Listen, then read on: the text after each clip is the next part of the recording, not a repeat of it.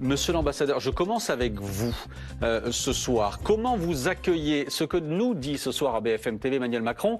C'est que d'une certaine manière, ce qu'il a annoncé hier, la reconnaissance, ça n'est que le point de départ. Le point de départ d'un plan qui va prendre du temps, mais qui est prévu entre Français, Saoudiens, d'autres pays arabes. Il y a un plan.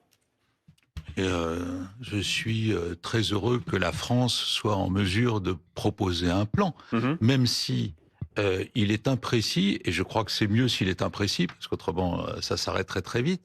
Mais au fond de moi, quand je l'écoutais, je me disais, mais ça ne peut pas fonctionner.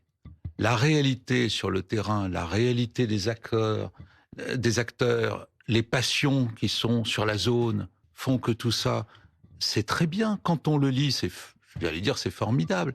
Et ça m'a fait une impression bizarre, mais que j'ai déjà eue avec lui dans d'autres discours sur l'Europe, sur l'écologie et tout.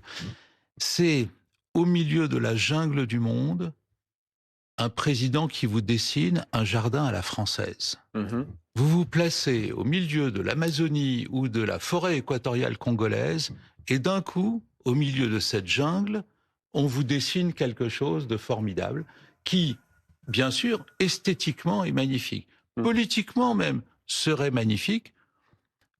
C'est très bien. Profondément, je n'y crois pas pour des tas de raisons.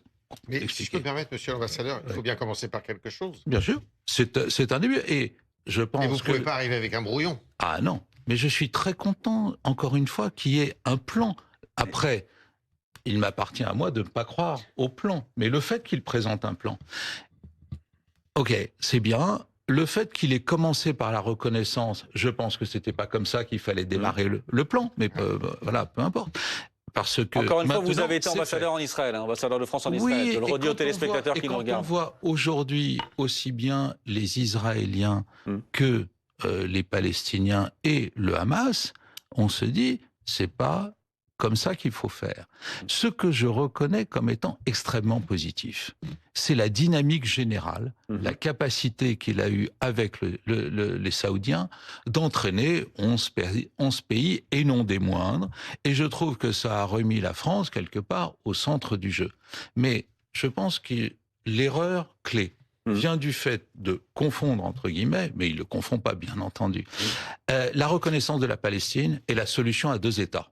Ce sont deux concepts différents. La meilleure preuve étant que il y avait déjà 40 pays qui avaient reconnu la Palestine, ça n'a jamais donné la solution à deux États. Et là, lui, il fait tout le temps cette manière de